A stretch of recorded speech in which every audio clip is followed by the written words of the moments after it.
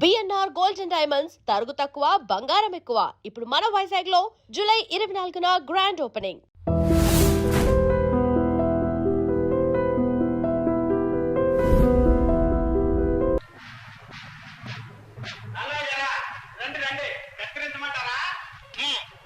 డబ్బులో ఎంత డబ్బు ఉందో లెక్కండి. అందులో ఏముందండి, ఇంకా బోనీయే కాలేదు. మొత్తం ఎన్ని తల్లో చూడండి.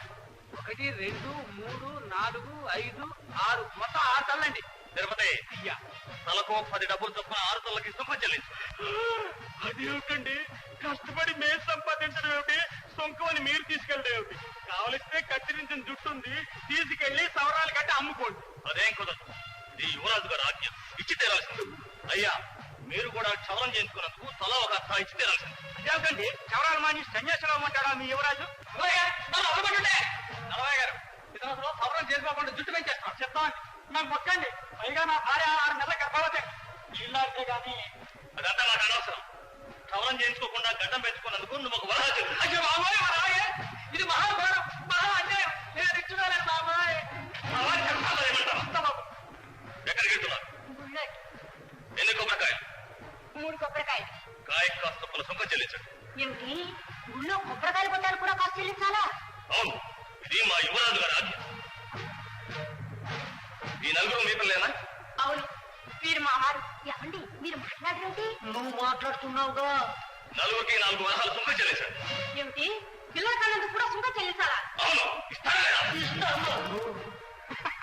మనం బ్రతికిపోయాం, మనకు పిల్లగిల్ల ఎవరు లేరుగా. ఏమిటి, మీకు సంతానమే లేదా? లేదండి. పిల్లలు లేనందుకు మీరిద్దరు చెరువు వరహాలు సుంకం చెల్లించండి. ఇస్తారా, చేస్తారా, పంపించమంటారా? నలభై గారు, మీకు ఇంకా వివాహం కాలేదంటండి. అవునా? అవునండి. బ్రహ్మచారులండి. పిల్లం ఇల్లం పిల్ల పిసిగా తల్లి తండ్రి ఎవరు లేరండి. ఏకో నారాయణ ఏకో. అయితే 20 వరహాలు సుంకం చెల్లించు. ఎందుకండి? ఒంటరి వాడు గనక నీకంటే ఖర్చులుండవు, చెల్లించాల్సిందే. మరీ బాగుందండి. పిల్లలు ఉంటే ఒక పన్ను, పిల్లలు లేకపోతే మరో పన్ను. ఇదే పరిపాలన. నువ్వు విప్లవకారులుగా ఉన్నావు. నిన్ను చెరసాలలో పెట్టాలి. చెరసాల్లో ఉండడానికి పన్ను లేదండి. అయితే పెట్టి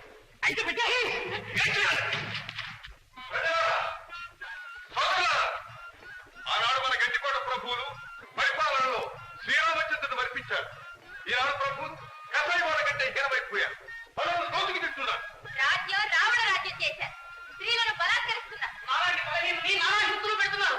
అధికార మద్దతుతో అవినీతి పరులైపోతున్నారు. వారి దౌర్జన్యాలకు హద్దు లేకుండా పోతుంది. లేకపోతే ఏమిటి అసలు పన్నులు? చుట్టు పెంచితే పన్ను, పొట్టు ఉంచితే పన్ను, ఓడి గుండెకి పన్ను, పోసి ముఖానికి పన్ను. బిడ్డల కంటే పన్ను, గొడ్రాలుగా ఉంటే పన్ను. దానం చేస్తే పన్ను, ధర్మం చేస్తే పన్ను. ధర్మం కాడి చస్తే ఉన్నదంతా ఊడ్చుకుపోయే పన్ను. ఎంతకాలం అన్యాయం సాగేస్తాం? సగం చూపుతున్న ప్రతి మనల్ని అడుగు పాఠానికి అడగదొక్కుతున్నారు. మనల్ని పీక్కు తింటున్న ఆ రాబందుల రైతుల్లో కీర్తిని తీయాలి. ఏం తీయాలి? కళ్ళు మూసుకుపోయిన కబుందులకు కళ్ళు తెరిపించాయి. మనల్ని ఉద్ధరించడానికి ఎవరో దిగి వస్తారనుకోవడం కేవలం పొరపాటు. మన ఇల్లు మనమే చక్క చేసుకోవాలి, మన బ్రతుకు మనమే బాగు చేసుకోవాలి. ఇంతకాలం నిద్ర పోతూనే ఉన్నాం. ఇప్పుడైనా నిద్ర నుంచి మేల్కొని అధికారుల దౌర్జన్యాన్ని ప్రతిఘటించాలి. ఒక్క శక్తిగా విజృంభించాలి, ఒక్క వ్యక్తిగా ముందుకు సాగాలి. సామాన్యుడి సాహసం ఏమిటో అది కోటలో నిద్రపోతున్నారు పురాణాలకు తెలియపరచాలి. ఎవరి కథనాయకుడు వీడెవడో విప్లవకారుల్లో ఉన్నాడు ప్రభు. వీడిని ఇలా వాగనిస్తే మన పథకమే తారుమారవుతుంది.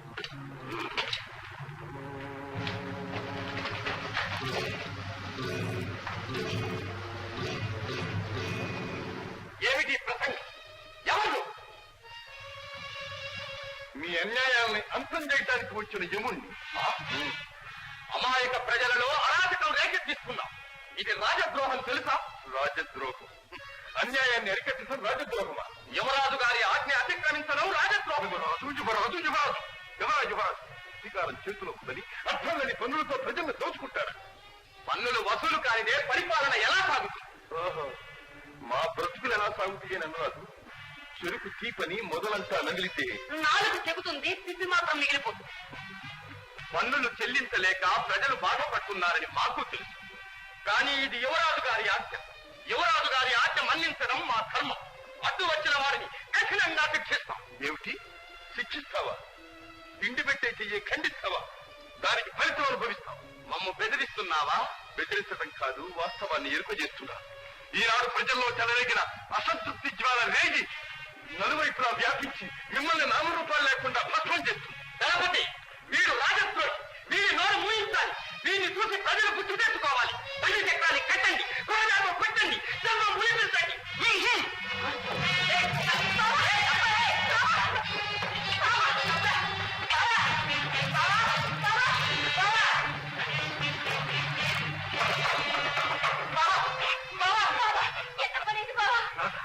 ఎందుకంత బెంగారు పెట్ట నేను చేయగలను. ఏమి సౌకుమార్యం, ఏమి సౌందర్యం! నీ వంటి దానికి ఈ మదరబోతు తోడు కాదు. ఈ పాలపిట్టను పదిలంగా మా మందిరం చేస్తాను. నా చెల్లెలతో పెట్టుకుంటే చాలా తిరిగి అవుతుందా? అసలు నేను ఎవరు చేస్తా? నీచుడా, నీ పాపం పండింది, ఫలితం అనుభవిస్తాం. ఎంత పొగరు! లేకపోతే చూస్తాయి, రక్తం చిందేలా పెట్టండి.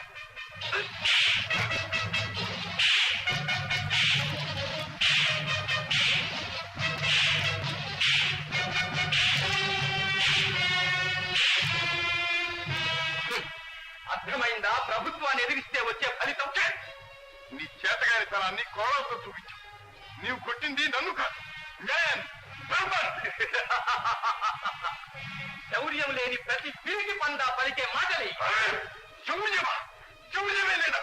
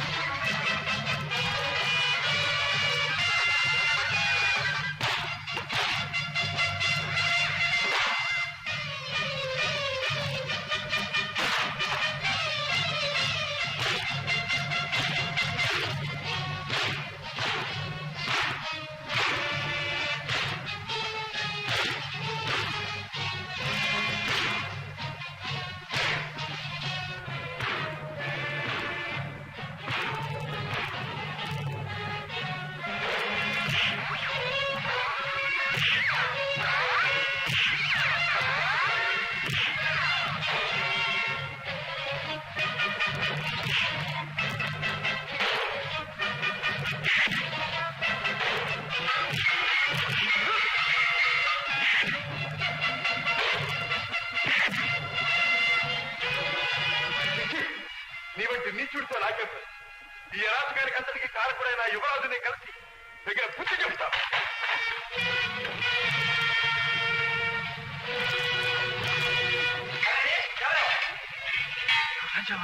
క్షమించండి రాజా. సరే, అటుకాదే రాజా, ఇటు ఇటు.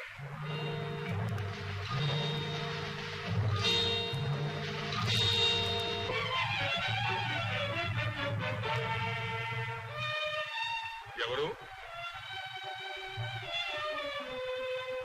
మీరు? ఈ రాజ్యానికి యువరాజులు. ఏ మర్చిపోయిందా? ఏమిటా వెరినవు? మన్నించాలి, యువరాజంటే తమరేనా? కనీసం మీకు 3 తలలు, 6 కొమ్ములు, 9 చేతులు, 20 కాళ్ళు. సాధించని పరిహాసం. పరిహాసం కాదు యువరాజా, ఆశ్చర్యం. అలాగే మీరు కూడా రక్తవంశాలున్న మామూలు మనిషిని కల్లో కూడా అనుకోలేదు. ఎవరేదేమిటో నాకు అర్థం కావటం లేదు. నా మాటలు అర్థం కావు. అద్దాల మందిరాల్లో అందాల నగర శిల్పాల వంపు సంపులు తిలకిస్తూ, మెత్తని పట్టుపాన్పుల మీద మత్తు పానీయాలు సేవిస్తూ, నృత్యగాన కళా వినోదాలలో తేలిపోయే మీకు నా మాటలు అర్థం కావు. ఏమిటో బాధతో మాట్లాడుతున్నా. బాధ? ఈ బాధ నా ఒక్కరిది కాదు యువరాజా, మీ ఏలుబడిలో కుంగి కుషించిపోయే ప్రతి ఒక్క పౌరుడిది. ఏమిటి? నా ప్రజలు బాధపడుతున్నారా? తెలీదు. మీరిచ్చిన అధికారంతో మీ తాబేదారులు కన్ను మిన్ను గారకుండా ప్రజల్ని ఎలా పీడిస్తున్నారో మీకు తెలీదు. మీ పట్టాభిషేకం తీరుతూ మీ బొక్కసమంతా నింపాలని దోపిడీ దొంగల కంటే అన్యాయంగా ప్రజల్ని ఎలా దోచుకుంటున్నారో మీకు తెలీదు. నమ్మలేదు. ఇంత దౌర్జన్యంగా మా అధికారులు ప్రవర్తించారు. నమ్మరు? అయితే చూడండి.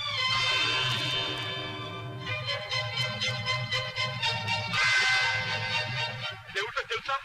తెలుసా అది వాళ్ళు చేస్తున్న పని అన్యాయమని చెప్పినందుకు వాళ్ళు ఇచ్చిన బహుమానం చూడండి. ఒక్కొక్క తట్టు సత్యానికి, ధర్మానికి, న్యాయానికి మీరు పెట్టే గొడ్డలి పెట్టి. ఎంత దారుణం, ఎంత దారుణం! జరిగిన దానికి నేను ఎంతో చింతిస్తాను. ఈ విషయాలు జరుగుతున్నట్టు నాకు తెలియనే తెలియదు. ఈ రాజ్య పరిపాలన మా మాతృశ్రీ గారి అది ఆ గుడ్డి సాగుతో తప్పించుకోవడానికి ప్రయత్నించకండి. రేపు మీరు పరిపాలించబోయే రాజ్యం ఏ పరిస్థితిలో ఉంది తెలుసుకోవాల్సిన బాధ్యత మీ మీద కూడా ఉంది. ప్రభువుని యముడిలాగా భావించే ప్రజల్ని మీరు ఎలా పాలిస్తారు, ఏ విధంగా పాలిస్తారు? యువరాజా, ప్రజల్ని ఆదరించి ఆదుకునేవాడే నిజమైన పాలకుడు. ప్రజల్ని పీడించి, ఏడిపించి మిడిసిపడేవాడు పాలకుడు కాదు, రాక్షసుడు. వాడికి ఏనాటికైనా పతనం తప్పదు. పేద ప్రజల అభిశాపమే వాడిని నిలువునా తగ్గించి దగ్ధం చేస్తుంది. ఈ మాట మాత్రం మర్చిపోకండి.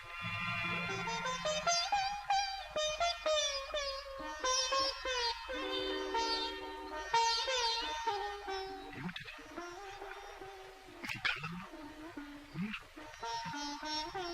కన్నీరు కాదు, ఆనంద బాష్ప. ముద్దు నిద్రపోతున్న నన్ను మేల్కొల్పి నా కర్తవ్యం నాకు గుర్తు చేశావు. ఇదిగో చేతిలో చేసి ప్రమాణం చేస్తున్నా. నా ప్రజల కన్నబిడ్డలా పరిపాలిస్తా. సరేనా? అప్పుడు మీకోసం ధనమే కాదు, ప్రాణమేమన్నా సంతోషంగా ఇస్తాం. ప్రజల కోసమే ప్రభు అన్న నిజాన్ని నిరూపిస్తారు. అలా నిరూపించిన నాడు ప్రతి ఇంట మీరు తండ్రిగా నిలుస్తారు, దేవుడిగా కొలుస్తారు. మెరుపులా వచ్చావు, కనువిప్పు కలిగించావు. ఎవరు? నేను. తమ ప్రజల్లో ఒక సామాన్యుల్లో సామాన్యుడు కావు. నీవు మా ఆత్మీయుడం. నీ వంటి వారు మాకెంతో అవసరం. ఓ మంత్రి గారు రండి. ఎవరో విశ్వాసపోయారు, రండి. మీరు వారు మన ఆత్మీయులే. ఈ సృష్టిలో ప్రభువు ప్రజ ఒక్కటేనని ఈశ్వరుడు నిర్దేశం. అందుకే వారు కూడా మాలాగే ఉన్నారు కదా. విచిత్రంగా ఉంది, నమ్మలేకుండా ఉన్నా.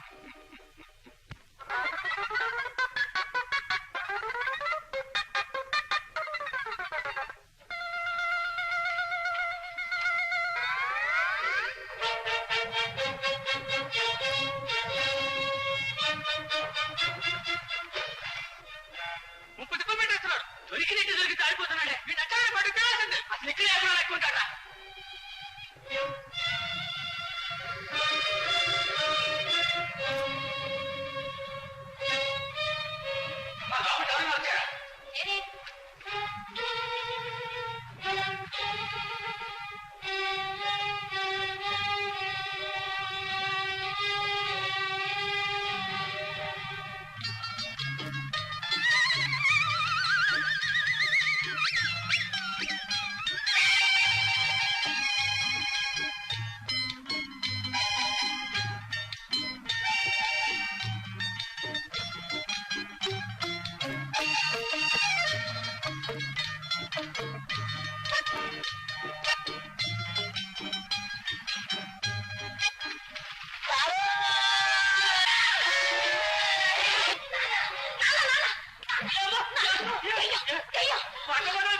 పిచ్చి పిల్ల నువ్వు దగ్గర పీపాల తీయ నాన్న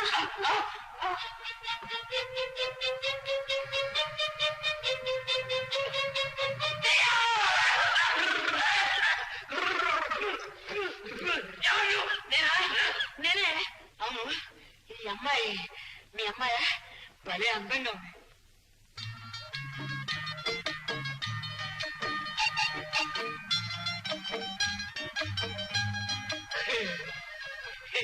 ఈ అమ్మాయి మాత్రం నాకు భలే నచ్చింది మామ ఏం చేస్తున్నావు కనపట్టలేదు ఇక్కడ స్నానం చేస్తున్నా తొట్టిస్తున్నాను మామయ్య స్నానం అయిపోయింది భోజనం కూడా అయితే చెప్పు వీడు పిచ్చోలో ఉన్నాడమ్మా ఊరే ఇక్కడి నుంచి నువ్వు పోతావా లేకపోతే కన్నే తీసేసి అవతా పారేమన్నావా వద్దు నాన్న పాపం సరిగ్గా వణికిపోతున్నాడు ఏం చేయమన్నావమ్మా వాడిని కామించుకోమంటావా చిచి నువ్వెందుకు తీసుకుందిగా ఎన్ని వేలుకుంటుందా నీకు పోయి ఇక్కడి నుంచి రామా పోదాం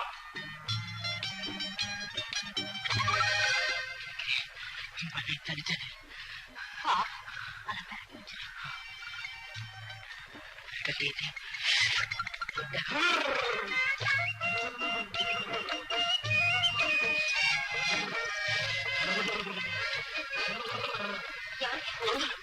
బాగా తడిసిపోయారు జలుబు చేస్తుంది బట్టలు మార్చుకోండి మీ పేరు సుబ్బు అబ్బా ఎంత అందమైంది ఎవరు పెట్టారు మీ అమ్మ మీ నాన్న నాకు నచ్చిన పేరే పెట్టారు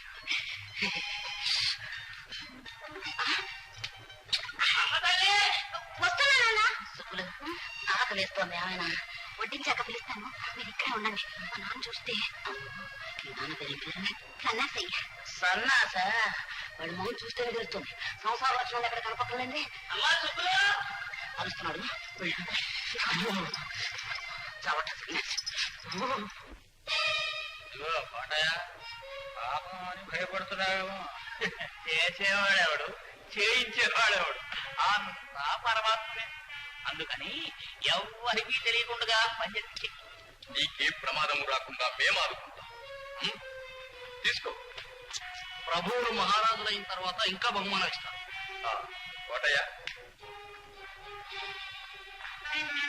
ఇదిగో విషయం ఈ రాత్రికి ద్రాక్షరసంలో కలిపి జయంతి చేతి ప్రాణించు చిత్తం విష ప్రయోగం జరిగిన మరుక్షణమే మాకు ఆ వార్త అందించు చిత్తం యువరాజా మన సన్నిహితులు సామంతులు అందరూ విచ్చేశారు తమరు ఈ విలాస మందిరంలోనే ఉండడం అమ్మగారికి రాకుమారికి కొంచెం ఆందోళన మంత్రి గారు ఆడవాళ్ళందరినీ ఇలాగే అనుమానిస్తూ ఉంటారు తమరు వెంటనే కోటకు బయలుదేరడం మంచిది యువరాజా అలాగే తప్పకుండా రాజా నువ్వు కూడా మా వెంట కోటకు బయలుదేరా మా పట్టాభిషేకం నువ్వు కూడా తప్పకుండా చూడాలి అదృష్టం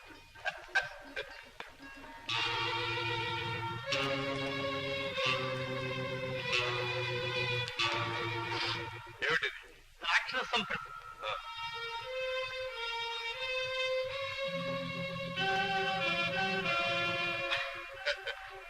రాజా నువ్వు తీసుకో క్షమించండి నాకు అలవాట్లేదు పిచ్చివాడ ఇది మత్తుపానీయం కాదు మధుపానీయం నువ్వు తాగితేనే నేను తాగేది తీసుకో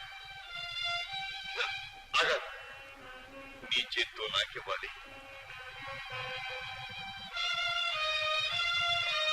నా చేత్తో నీకివ్వాలి మన స్నేహం వర్తిల్లాలి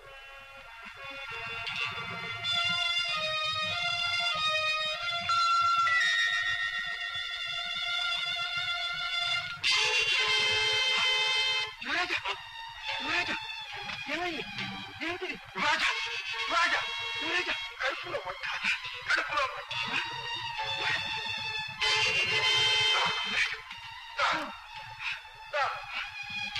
రాజా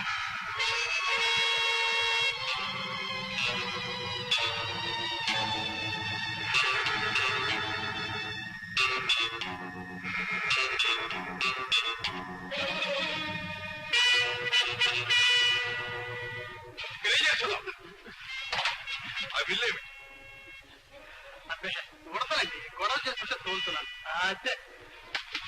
ఉడతలా? అక్కడ యువరాజు గారు సాగు బ్రతుకుల మధ్య నుంచి ఉడతలు గుర్తున్నావా ఇక్కడ? ఇప్పటి సమయం కదా. నేనా?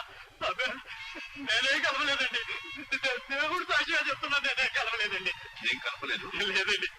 ఇంక తాగు. నాకు ఇంక లేదు.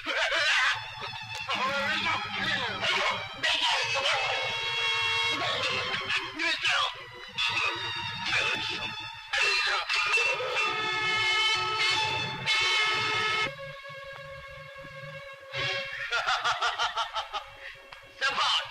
వేసేశాను కోటలో పాక. విష ప్రయోగం జరిగిపోయింది. అయిపోయిందన్నమాట యువరాజు గారి పని మామూలుగా. జయంత్ పరలోకంలో పట్టాభిషేకానికి తరలిపోయాడు. మన మార్గం నిష్కంటకమైపోయింది. ఇక రాజ్యాభిషేకం మామూలుగా తమకే. మీరే ఇక మహారాజు. అది రేపు కొలువులు. అందుకు తగిన కట్టుదిట్టాలన్నీ మేం చేస్తున్నాం ప్రభు. భేష్. కానీ ఈ విషయం మనకు తెలిసినట్టు మరో కంటికి తెలియకూడదు. అవునవునవునవును. అందరిలాగా మనం కూడా పట్టాభిషేక సమయంలో యువరాజు కోసం ఎదురు చూస్తున్నట్టు ఉండాలి మామూలుగా.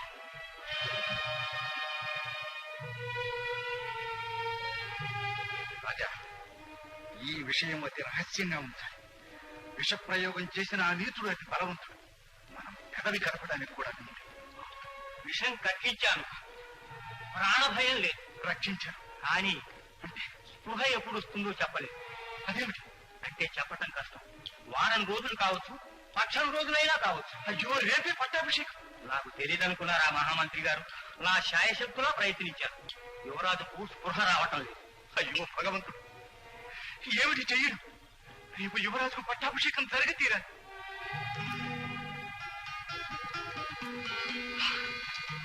రాజా, ఈ ఆపద నుంచి కాపాడడానికే నిన్ను భగవంతుడు ఇక్కడికి పంపించాడు.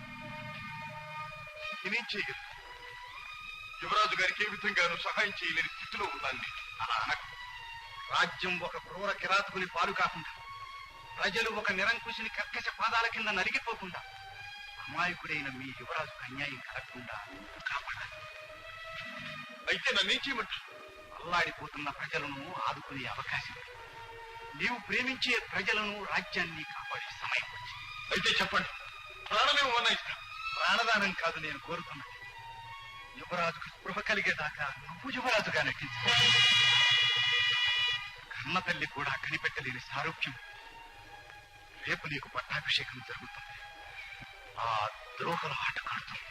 మంత్రి గారు, రాబోయే ప్రమాదం మీరు గుర్తించడం లేదు. రాజ్యానికి, ప్రజానీకానికి రాబోయే ప్రమాదం ఇంకా గొప్పది. కనుక నువ్వు అంగీకరించక తప్పదు. వద్దు, నేను సామాన్యుడు. ఈ రాచరిక మర్యాదలు నాకు తెలియదు. ఈ మోసానికి నేను అంగీకరించను. మోసం? ఎవరిని మోసం చేస్తున్నావు? మోసం తలపెట్టిన మోసగాళ్లను న్యాయం కోసం మోసం చేస్తున్నావు. రాజా, ఇవి చేతులు కావు. ఈ ప్రమాదం నుంచి నువ్వే రక్షించాలి. నిన్ను నేను నీడలా చూసుకుంటాను. ఈ పట్టాభిషేకం తప్పిపోతే యువరాజుకి ఈ జన్మలో రాజ్యాధికారం రాదు. ఈ రాజ్యాన్ని, ప్రజలను, యువరాజుని కాపాడడం నీ చేతుల్లో ఉంది. ఏమంటావు?